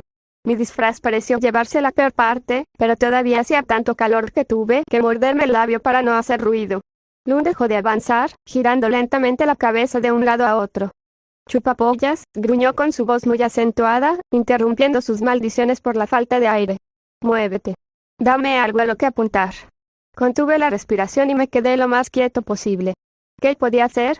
Todavía tenía el gas pimienta en la mano, pero incluso si lo alcanzaba de nuevo, corría el riesgo de que se volviera loco y me quemara vivo antes de que pudiera moverme. Si me movía primero, me oiría y otra ráfaga de llamas me golpearía, probablemente antes de que pudiera ponerme de pie. Lung apartó la mano de su rostro. Parpadeó un par de veces, miró a su alrededor y parpadeó un par de veces más. Fue cuestión de segundos antes de que pudiera verlo suficientemente bien como para distinguirme entre las sombras. No se suponía que el gas pimienta debía dejar inconsciente a alguien durante 30 minutos. ¿Cómo era posible que este monstruo no fuera una estrella de cine? De repente se movió, con llamas envolviendo sus manos, y cerré los ojos con fuerza. Cuando oí el crepitar de la llama y no me quemé vivo, abrí los ojos de nuevo. Lung estaba disparando chorros de fuego, apuntando al borde del tejado del edificio adyacente, un apartamento de 3 pisos. Miré para ver a dónde apuntaba, pero no pude distinguir nada en la penumbra ni en el breve segundo de luz que proporcionaban las llamas de Lung. Sin previo aviso, una forma enorme aterrizó encima de Lung con un impacto que podría jurar que la gente escuchó al otro lado de la calle. Del tamaño de una camioneta, el objeto enorme era un animal más que un vehículo, se parecía a un cruce entre un lagarto y un tigre, con marañas de músculos y huesos donde debería tener piel, escamas o pelo. Lung estaba ahora de rodillas, sosteniendo una de las garras considerables de la bestia lejos de su cara con su propia mano con garras. Lung usó su mano libre para golpear a la criatura en el hocico. Aunque era más pequeño que la bestia, el impacto la hizo retroceder. Dio unos pasos cortos hacia atrás como reacción y luego lo arrojó al borde del techo como si fuera un rinoceronte. Cayeron a la calle con un estruendo audible. Me puse de pie, consciente de que temblaba como una hoja. Estaba tan inestable sobre mis pies, por la mezcla de alivio y miedo, que casi me caigo de nuevo cuando 2 impactos más sacudieron el techo. 2 criaturas más, similares a la primera en textura, pero ligeramente diferentes en tamaño y forma, habían llegado al tejado. Cada una de ellas tenía un par de jinetes. Vi cómo la gente se deslizaba de las espaldas de los animales. Había 2 chicas, un chico y un cuarto que identifiqué como hombre solo por la altura. El alto se acercó a mí, mientras que los otros se apresuraron al borde del techo para ver a Lung y la criatura pelear. «Realmente nos has ahorrado muchos problemas», me dijo. Su voz era profunda, masculina, pero amortiguada por el casco que llevaba. Iba vestido completamente de negro, un traje que me di cuenta era básicamente un traje de cuero de motociclista y un casco de motociclista. Lo único que me hizo pensar que era un disfraz fue la visera de su casco. La visera que cubría toda la cara estaba esculpida para parecer una calavera estilizada y era tan negra como el resto de su traje, con solo los tenues reflejos de luz en la superficie para dar una idea de lo que era. Era uno de esos disfraces que la gente arma con lo que puede encontrar, y no estaba tan mal si no mirabas demasiado de cerca. Extendió una mano hacia mí y me incliné hacia atrás, cautelosa. No sabía qué decir, así que me mantuve fiel a mi política de no decir nada que pudiera llevarme a una situación peor. El hombre de negro retiró la mano y señaló con el pulgar por encima del hombro. Cuando nos enteramos de que Lung iba a venir a por nosotros esta noche, nos asustamos bastante. Estuvimos discutiendo estrategias durante la mayor parte del día. Al final decidimos que, al diablo, nos encontraríamos con él a mitad de camino. Improvisar. No es mi forma habitual de hacer las cosas, pero sí. Detrás de él, una de las chicas silbó con fuerza y señaló hacia la calle. Los dos monstruos en los que viajaba el grupo saltaron por el techo y bajaron a la calle para unirse a la pelea. El tipo de negro siguió hablando. ¿No lo adivinarías? Su lacayole está allí con media docena de tipos, pero Lun y el resto de su pandilla no están por ningún lado. Se rió, un sonido sorprendentemente normal para alguien que usaba una máscara con una calavera. Lee no es un holgazán en una pelea, pero hay una razón por la que no es el líder de la BB. Se asustó sin su jefe allí y huyó. Supongo que eres responsable de eso. Máscara de calavera esperó una respuesta de mi parte. Cuando no le ofrecí ninguna, se aventuró hacia el borde del techo y miró hacia abajo, luego habló sin girarse para mirarme. Luna está siendo aplastado. ¿Qué coño le haces? Spray de pimienta, picaduras de avispas y abejas, hormigas rojas y mordeduras de araña, respondió la segunda de las chicas, respondiendo a mi pregunta. Vestía un traje ajustado que combinaba el negro con un tono pálido de azul o violeta, no podía distinguirlo en la oscuridad, y su cabello rubio oscuro era largo y estaba alborotado por el viento. La chica sonrió y agregó, no está aguantando muy bien. Mañana se sentirá mucho peor. El hombre de negro se volvió de repente para mirarme. Presentaciones. Ese es Tale. Yo soy Grue. La chica de los perros, señaló a la otra chica, la que había silbado y dirigido a los monstruos. No iba disfrazada, a menos que contara como disfraz una falda a cuadros, botas militares, una camiseta sin mangas rota y una máscara de Rottweiler de plástico duro comprada en una tienda de $1. La llamamos perra, su preferencia, pero en aras de ser apta para todo público, los buenos y los medios decidieron llamarla Hellhound. Por último, y ciertamente menos importante, tenemos a Regent. Finalmente entendí lo que estaba diciendo. ¿Esos monstruos eran perros? Que te jodan, Grue, replicó Regent, con una risita y un tono de voz que dejaba claro que no estaba tan ofendido. Llevaba una máscara blanca, no tan decorativa ni maquillada como las que yo asociaba con los carnavales de Venecia, pero similar. Se había colocado una corona plateada alrededor de sus cortos rizos negros y llevaba una camisa blanca con volantes y calzas ajustadas metidas en botas hasta la rodilla. El atuendo era muy renacentista. Tenía una complexión que me hacía pensar más en un bailarín que en un culturista. Después de las presentaciones, Grue me miró durante un largo rato. Después de unos segundos, me preguntó, «Oye, ¿estás bien? ¿Te duele?» «El motivo por el que no se presenta no es porque esté herida», le dijo Tale, mientras continuaba inclinándose sobre el borde del techo y observando lo que estaba sucediendo a nivel de la calle, «es porque es tímida». Tale se dio la vuelta y parecía que iba a decir algo más, pero se detuvo y giró la cabeza. La sonrisa que había mostrado se desvaneció. «Atención. Tenemos que largarnos». La perra sintió en respuesta y silbó, un silbido corto seguido de dos largos. Después de una breve pausa, el edificio se sacudió de repente por los impactos. En cuestión de segundos, las tres criaturas saltaron de los callejones a ambos lados del edificio y al techo. Grue se volvió hacia mí. Yo todavía estaba de pie en el extremo opuesto del tejado, junto a la escalera de incendios. «Oye, ¿quieres que te lleve?» Miré a las criaturas. «¿Perros?» Eran criaturas ensangrentadas y gruñonas salidas de una pesadilla. Negué con la cabeza. Él se encogió de hombros. «Oye», me dijo Tale, sentándose justo detrás de Perra, «¿cómo te llamas?» La miré fijamente. La voz se me atascó en la garganta antes de poder pronunciar las palabras. «No, no he elegido uno todavía». «Bien, bicho, en menos de un minuto aparecerá una capa. Nos hiciste un favor al encargarte de Lun, así que sigue mi consejo. Aparece alguien del protectorado, encuentra dos tipos malos peleándose y no van a dejar que ninguno salga impune. Deberías irte de aquí», dijo. Me dirigió una sonrisa. Tenía una de esas sonrisas vulpinas que se le subían por las comisuras. Detrás de su sencilla máscara negra estilo dominó, sus ojos brillaban con picardía. Si hubiera tenido el pelo rojo, me habría hecho pensar en un zorro. De todos modos, en cierto modo lo hizo. Con eso, saltaron sobre mi cabeza, una de las tres bestias golpeó pisó la escalera de incendios en el camino hacia abajo, provocando un chirrido de metal contra metal. Cuando me di cuenta de lo que acababa de pasar, me dieron ganas de llorar. Era bastante fácil identificar a Regent, Tale y Perra como adolescentes. No fue muy intuitivo adivinar que Grue también lo había sido. Los niños que Lun había mencionado, aquellos a quienes me había esforzado tanto por salvar esa noche, eran malos. Gestación 1.6. Escuché que la capa llegaba en su motocicleta tuneada. No quería que me vieran huyendo de la escena de una pelea y arriesgarme a que otra persona me etiquetara como uno de los malos, pero tampoco estaba dispuesto a acercarme a la calle, en caso de que Lum se sintiera mejor. Como no tenía dónde ir, me quedé quieto.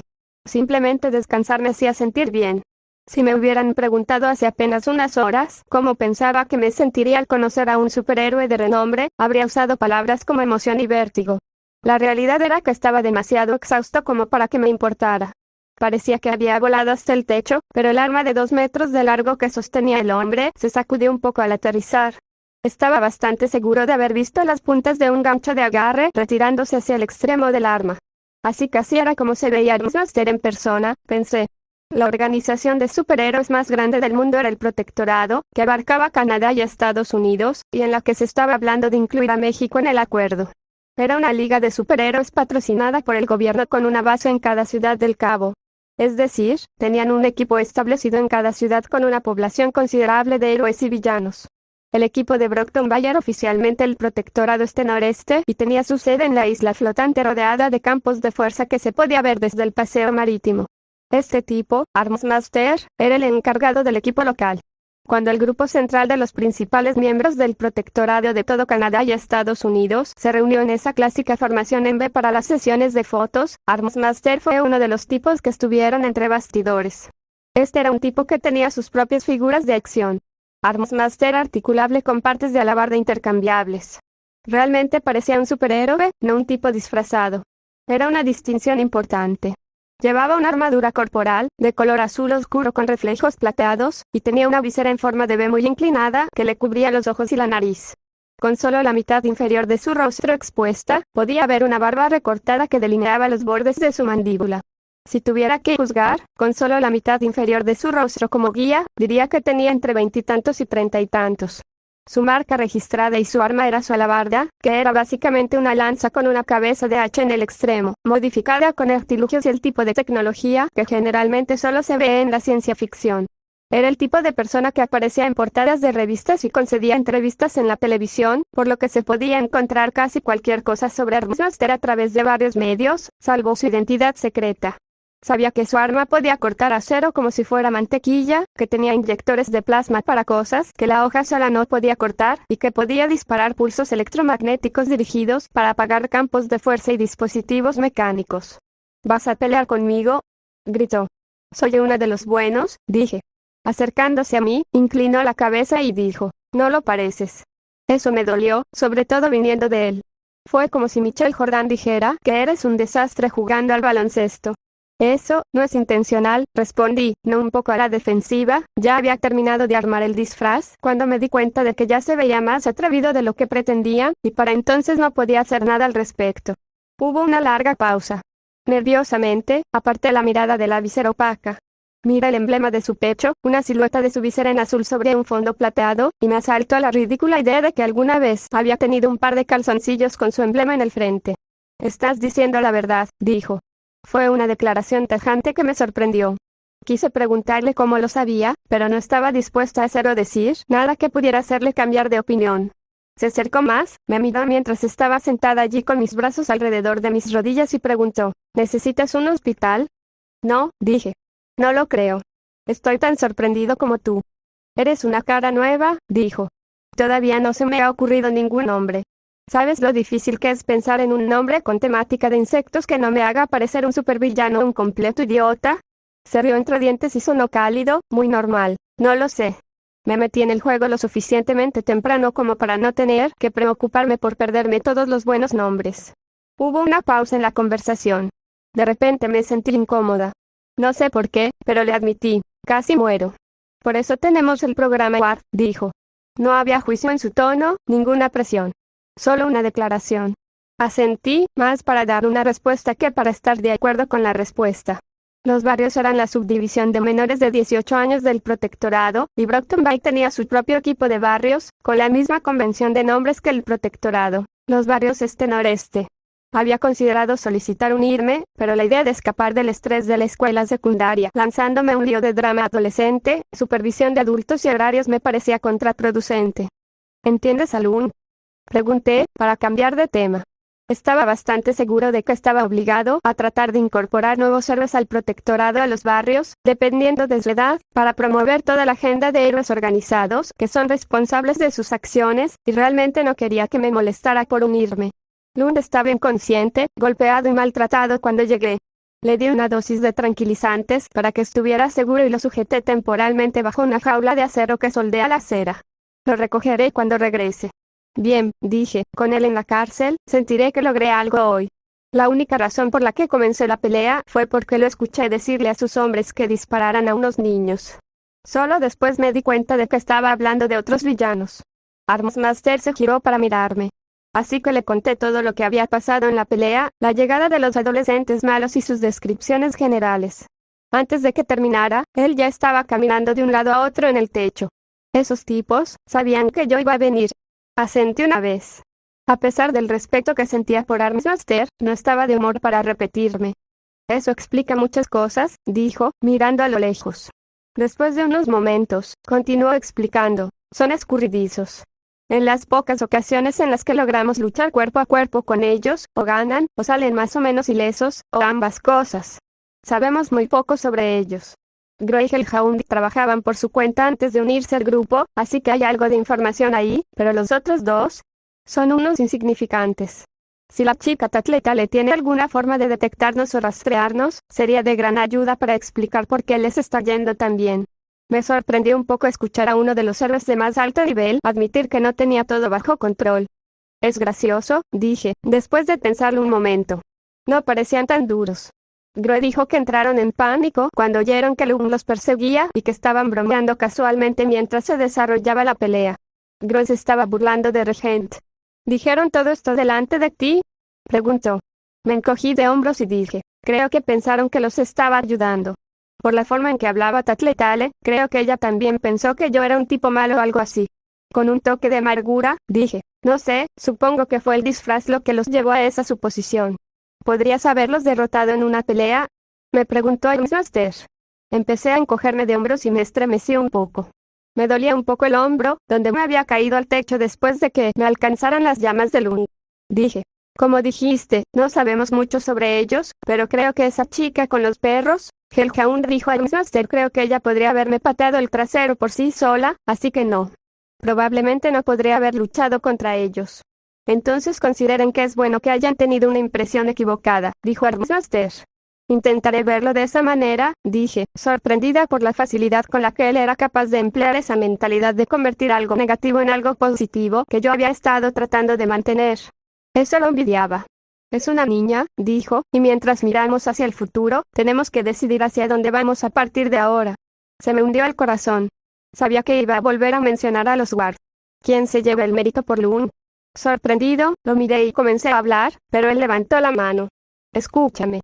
Lo que has hecho esta noche es espectacular. Has jugado un papel importante en la detención de un gran villano. Solo tienes que tener en cuenta las consecuencias. Consecuencias, murmuré, aun cuando la palabra espectacular resonaba en mis oídos.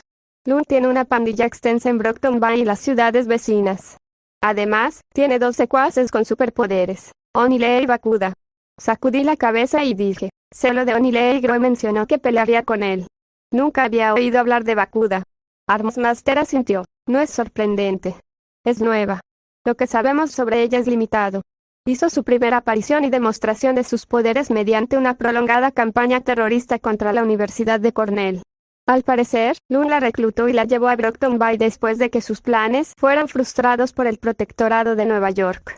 Esto es algo preocupante. ¿Cuáles son sus poderes? Conoce la clasificación de Tinker. Empecé a encogerme de hombros, pero recordé mi hombro dolorido y asentí. Probablemente también fue más educado. Dije, cubre a cualquiera con poderes que le den un conocimiento avanzado de la ciencia. Les permite crear tecnología años antes de su tiempo. Pistolas de rayos, lanzadores de hielo, armaduras mecanizadas, computadoras avanzadas. Bastante cerca, dijo Armsmaster. Me pareció que sería un Tinker, si su alabarda y su armadura eran una indicación. Eso, o que había obtenido sus cosas de otra persona. Bueno, la mayoría de los Tinkers tienen una especialidad o un truco especial. Algo en lo que son particularmente buenos o algo que pueden hacer, algo que otros Tinkers no pueden. La especialidad de Bakuda son las bombas. Lo miré fijamente. Una mujer con un poder que le permitía fabricar bombas que estaban tecnológicamente décadas adelantadas a su tiempo. No era de extrañar que lo viera como algo preocupante. Ahora quiero que consideres el peligro que implica tomar el crédito por la captura de Lung. Sin duda, Onile y Bakuda buscarán lograr dos objetivos: liberar a su jefe y vengarse del responsable. Sospecho que ahora estás al tanto, estas personas dan miedo. Más miedo en algunos aspectos que su jefe. Estás diciendo que no debería tomar el crédito, dije. Lo que digo es que tienes dos opciones. La primera es unirte a los guardianes, donde tendrás apoyo y protección en caso de que haya un altercado. La segunda es mantener la cabeza gacha. No te atribuyas el mérito. Pasa desapercibido.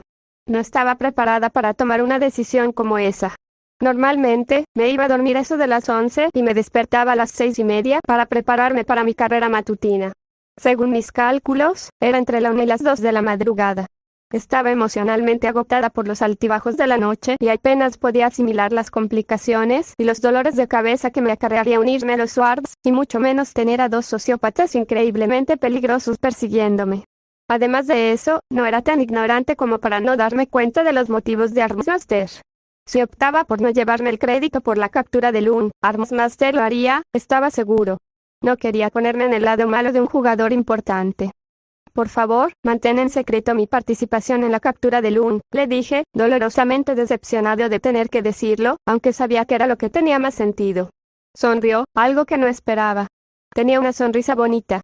Me hizo pensar que podía ganarse el corazón de muchas mujeres, sin importar cómo lucieran los 2/3 superiores de su rostro.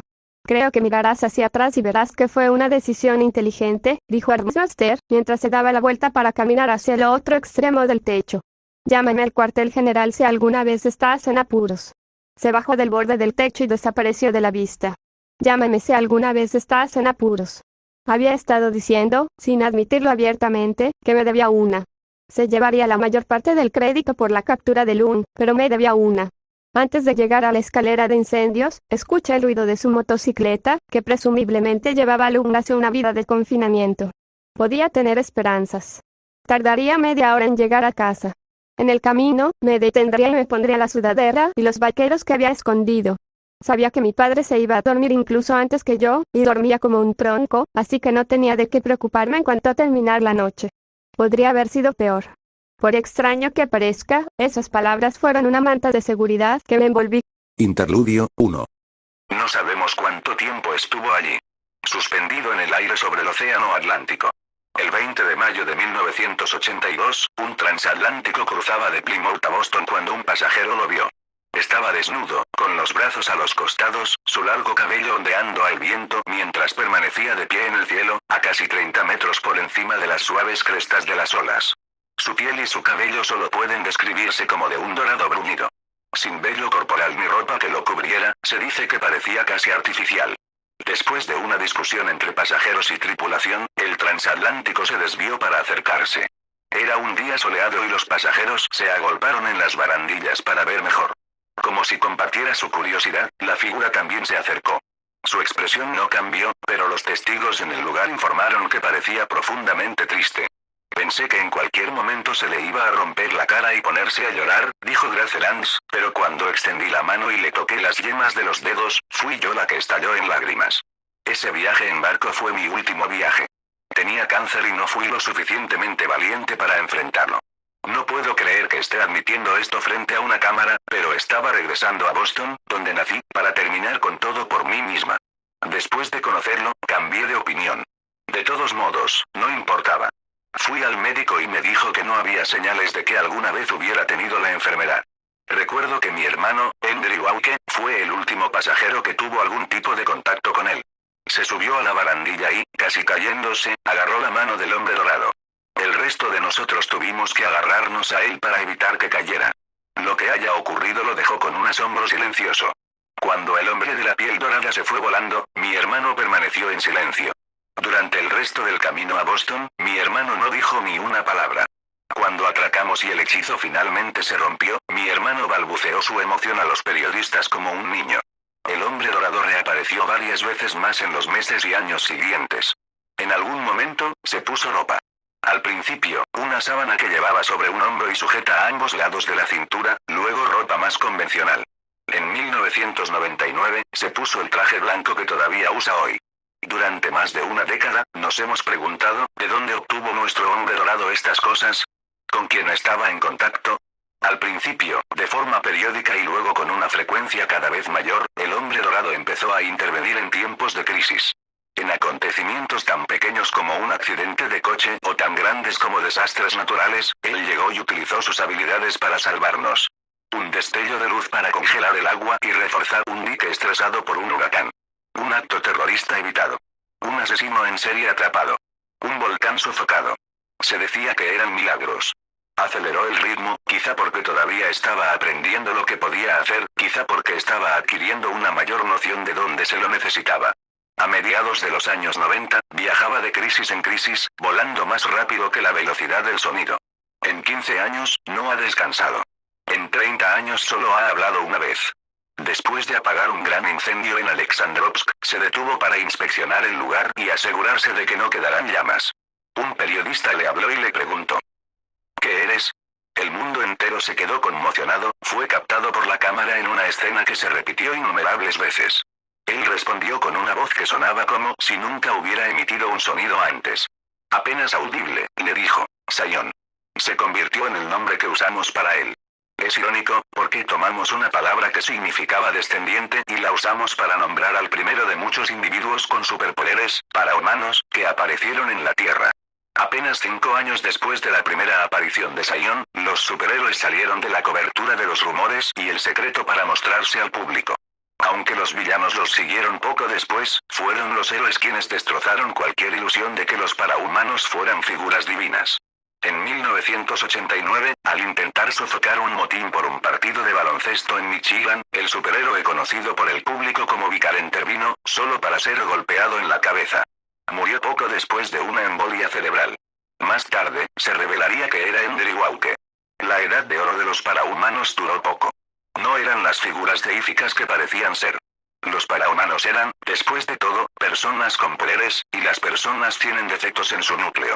Las agencias gubernamentales tomaron una postura más firme. El televisor se apagó y la pantalla se volvió negra, interrumpiendo el documental a mitad de la frase. Danny Hebert suspiró y se sentó en la cama, para luego levantarse un momento después y seguir caminando. Eran las 3:15 de la mañana y su hija Taylor no estaba en su dormitorio. Danny se pasó las manos por el pelo, que tenía lo bastante ralo en la parte superior como para parecer calvo. Le gustaba ser el primero en llegar al trabajo, ver cómo llegaban todos, hacerles saber que estaba allí para ellos. Así que normalmente se iba a la cama temprano. Se acostaba a las 10 de la noche, más o menos dependiendo de lo que pusieran en la televisión. Solo esa noche, un poco después de medianoche, lo habían despertado de su sueño inquieto cuando sintió, más que oyó, el cierre de la puerta trasera de la casa, justo debajo de su dormitorio. Fue a ver cómo estaba su hija y encontró su habitación vacía. Así que esperó durante 3 horas el regreso de su hija. Innumerables veces había mirado por la ventana, esperando ver a Taylor entrar. Por 20ª vez, sintió la necesidad de pedirle ayuda, consejo y apoyo a su esposa. Pero su lado de la cama estaba vacío y así había sido durante algún tiempo. Todos los días, al parecer, sentía la necesidad de llamarla al teléfono móvil. Sabía que era una estupidez, no contestaba, y, si pensaba demasiado en eso, se enojaba con ella, lo que solo lo hacía sentir peor.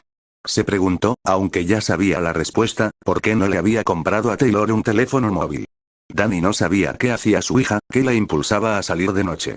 No era de ese tipo. Podía decirse a sí mismo que la mayoría de los padres sentían lo mismo por sus hijas, pero al mismo tiempo, lo sabía. Taylor no era sociable. No iba a fiestas, no bebía, ni siquiera le interesaba el champán cuando celebraban el año nuevo juntos. 2 posibilidades siniestras lo rondaban por la cabeza, ambas demasiado creíbles. La primera era que Taylor hubiera salido a tomar aire fresco, o incluso a correr. No estaba contenta, especialmente en la escuela, lo sabía, y el ejercicio era su forma de superarlo. Podía imaginársela haciéndolo un domingo por la noche, con una nueva semana de clases a la vuelta de la esquina. Le gustaba que su carrera la hiciera sentir mejor consigo misma, que pareciera que lo estaba haciendo de una manera razonable y saludable. Lo que odiaba era que tuviera que hacerlo allí, en ese vecindario. Porque allí, una chica delgada de unos 15 años era un blanco fácil para un ataque. Un atraco o algo peor. Ni siquiera podía articular la peor de las posibilidades en sus propios pensamientos sin sentirse físicamente enfermo. Si había salido a correr a las 11 de la noche y no había regresado a las 3 de la mañana, entonces significaba que algo había sucedido. Volvió a mirar por la ventana, hacia aquel rincón de la casa donde el haz de luz bajo la farola de la calle le permitía verla acercarse. Nada. La segunda posibilidad no era mucho mejor. Sabía que a Taylor la estaban acosando. Danny lo había descubierto en enero, cuando sacaron a su hija del colegio y la llevaron al hospital. No a urgencias, sino al pabellón psiquiátrico. No dijo quién la había acosado, pero bajo la influencia de las drogas que le habían dado para calmarse, había admitido que estaba siendo víctima de acosadores, utilizando el plural para darle una pista de que se trataba de un ellos y no de un él o una ella. Desde entonces no había vuelto a mencionarlo, ni el incidente ni el acoso. Si él insistía, ella solo se ponía tensa y se retraía más. Se había resignado a dejar que ella revelara los detalles a su debido tiempo, pero habían pasado meses sin que le ofrecieran ninguna pista. Danny tampoco podía hacer mucho al respecto. Había amenazado con demandar a la escuela después de que su hija fuera hospitalizada, y la junta escolar había respondido llegando a un acuerdo, pagando las facturas del hospital y prometiéndole que la cuidarían para evitar que sucesos como ese ocurrieran en el futuro. Era una promesa débil hecha por un personal crónicamente sobrecargado de trabajo y no hizo nada para aliviar sus preocupaciones. Sus esfuerzos por lograr que cambiara de escuela habían sido obstinadamente contrarrestados con reglas y regulaciones sobre el tiempo máximo de viaje que un estudiante podía tener entre su casa y una escuela determinada. La única otra escuela que se encontraba a una distancia razonable del lugar de residencia de Taylor era Arcadia High, y ya estaba desesperadamente abarrotada con más de 200 estudiantes en una lista que solicitaban admisión. Con todo eso en mente, cuando su hija desapareció hasta la mitad de la noche, no podía quitarse de la cabeza la idea de que los acosadores podrían haberla atraído con chantajes, amenazas o promesas vacías.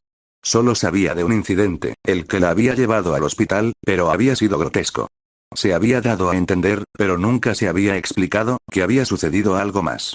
Podía imaginar a esos chicos o chicas que estaban atormentando a su hija, animándose unos a otros mientras se les ocurrían formas más creativas de humillarla o hacerle daño. Taylor no lo había dicho en voz alta, pero lo que fuera que había estado sucediendo había sido lo suficientemente mezquino, persistente y amenazador como para que Emma, la mejor amiga de Taylor durante años, hubiera dejado de pasar tiempo con ella. Eso lo irritaba. Impotente. Danny se sentía impotente en lo que más necesitaba. No podía hacer nada. Su única llamada a la policía a las 2 de la mañana solo le había valido una explicación cansina de que la policía no podía actuar ni buscarla sin algo más en lo que basarse. Si su hija seguía desaparecida después de 12 horas, le habían dicho, debería llamarlos de nuevo. Todo lo que podía hacer era esperar y rezar con el corazón en la garganta para que el teléfono no sonara y que un policía o una enfermera estuvieran al otro lado listos para contarle lo que le había pasado a su hija. La más leve vibración en la casa marcó el escape del aire cálido de la casa al frío del exterior, y se escuchó un silbido apagado cuando la puerta de la cocina se volvió a cerrar.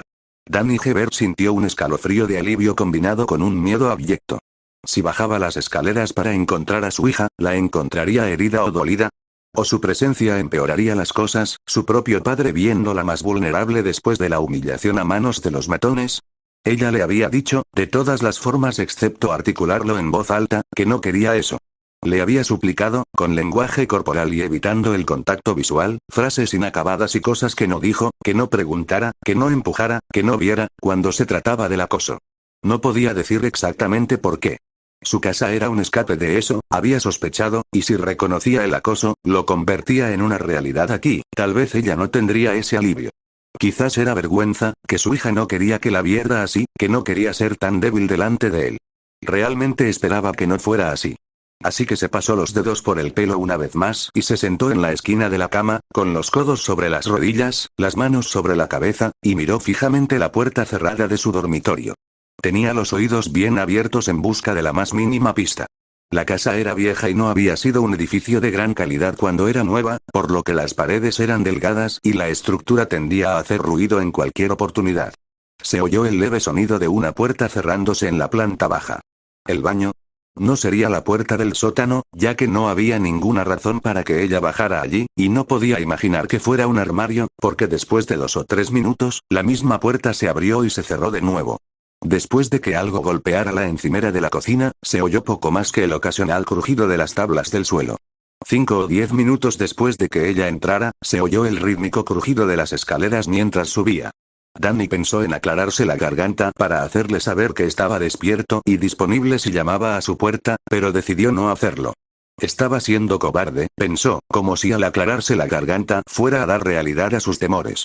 La puerta se cerró con cuidado, casi de forma inaudible, con un leve golpe de puerta contra marco. Danny se levantó bruscamente, abrió la puerta, dispuesto a cruzar el pasillo y llamar a la puerta de ella. Para comprobar que su hija estaba bien. Lo detuvo el olor a mermelada y tostadas. Había preparado un tentempié a altas horas de la noche. Eso lo llenó de alivio. No podía imaginar a su hija, después de haber sido asaltada, atormentada o humillada, volviendo a casa para tomar tostadas con mermelada como tentempié. Taylor estaba bien, o al menos, lo suficientemente bien como para que la dejaran en paz. Dejó escapar un suspiro de alivio y se retiró a su habitación para sentarse en la cama. El alivio se convirtió en ira. Estaba enojado con Taylor, por haberlo preocupado y por no haber hecho ni siquiera un esfuerzo para hacerle saber que estaba bien. Sentía un resentimiento latente hacia la ciudad, por tener barrios y personas a quienes no podía confiar su hija. Odiaba a los abusadores que se aprovechaban de su hija. Detrás de todo eso estaba la frustración consigo mismo. Danny Hebert era la única persona a la que podía controlar en todo esto, y Danny Hebert no había hecho nada que importara. No había obtenido respuestas, no había detenido a los abusadores, no había protegido a su hija. Lo peor de todo era la idea de que esto podría haber sucedido antes, y que él simplemente se hubiera quedado dormido en lugar de permanecer despierto. Se abstuvo de entrar en la habitación de su hija, de gritarle y exigirle respuestas, aunque eso era lo que más deseaba. ¿Dónde había estado? ¿Qué había estado haciendo? ¿Estaba herida? ¿Quiénes eran esas personas que la atormentaban? Sabía que, si se enfrentaba a ella y se enojaba con ella, haría más daño que bien, amenazaría con romper cualquier vínculo de confianza que habían forjado entre ellos. El padre de Danny había sido un hombre corpulento y poderoso, y Danny no había heredado ninguno de esos genes. Danny había sido un empollón cuando el término aún era joven en la cultura popular, delgado como un palo, torpe, miope, con gafas, mal sentido de la moda. Lo que había heredado era el famoso temperamento de su padre. Se enojaba con facilidad y su intensidad era sorprendente. A diferencia de su padre, Danny solo había golpeado a alguien en un momento de ira 2 veces, ambas cuando era mucho más joven. Dicho esto, al igual que su padre, podía y solía soltar diatribas que dejaban a la gente temblando. Danny había considerado durante mucho tiempo que el momento en que comenzó a verse a sí mismo como un hombre, un adulto, fue el momento en el que se juró a sí mismo que nunca perdería los estribos con su familia. No se lo transmitiría a su hijo como su padre se lo había transmitido a él. Nunca había roto ese juramento con Taylor, y saber eso era lo que lo mantenía encerrado en su habitación, caminando de un lado a otro, con la cara roja y con ganas de golpear algo. Aunque nunca se había enfadado con ella, nunca le había gritado, sabía que Taylor lo había visto enfadado. Una vez, había estado en el trabajo, hablando con un ayudante del alcalde. El hombre le había dicho a Danny que los proyectos de reactivación de los docks se iban a cancelar y que, contrariamente a las promesas, habría despidos en lugar de nuevos puestos de trabajo para los ya asediados trabajadores del puerto. Taylor había pasado la mañana en su oficina con la promesa de que saldrían por la tarde, y había estado en posición de verlo perder los estribos de la peor manera con el hombre. 4 años atrás, había perdido los estribos con Annette por primera vez, rompiendo su juramento consigo mismo. Esa había sido la última vez que la había visto. Taylor no había estado allí para verlo gritarle a su madre, pero estaba bastante seguro de que ella había oído algo. Eso lo avergonzaba. La tercera y última vez que había perdido los estribos y Taylor había estado en condiciones de saberlo había sido cuando la habían hospitalizado tras el incidente de enero. Le había gritado al director de la escuela, que se lo merecía, y al profesor de biología de Taylor en aquel momento, que probablemente no. Había sido bastante malo que una enfermera hubiera amenazado con llamar a un agente de policía, y Danny, apenas apaciguado, había salido pisando fuerte del pasillo a la habitación del hospital para encontrar a su hija más o menos consciente y con los ojos muy abiertos en reacción. Danny albergaba un profundo temor de que la razón por la que Taylor no había ofrecido ningún detalle sobre el acoso escolar fuera por miedo a que, en un ataque de rabia ciega, hiciera algo al respecto. Le hacía sentir mal la idea de que podría haber contribuido en algo al aislamiento autoimpuesto de su hija en la forma en que estaba lidiando con sus problemas. Danny tardó mucho en calmarse, y se repitió una y otra vez que Taylor estaba bien, que estaba en casa, que estaba a salvo. Fue una bendición que, cuando la ira se desvaneció, se sintiera agotado. Se subió al lado izquierdo de la cama, dejando el lado derecho vacío por un hábito que aún no había superado, y se cubrió con las sábanas. Hablaría con Taylor por la mañana para obtener algún tipo de respuesta.